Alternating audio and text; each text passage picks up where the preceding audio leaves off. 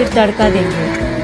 तड़के में तेल डालें, उसमें राई, जीरा, हींग, कड़ी पत्ता, एक हरी मिर्च, एक छोटा टमाटर कटा डालें, 7-8 दाने मेथी दाना डालें, एक लौंग डालें।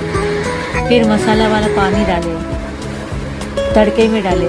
उबाल आने पर 2 छोटी चम्मच शक्कर, आधा नींबू रस निचोड़ें। उबाल आने पर दाल डालें। तुअर दाल तैयार हो गई।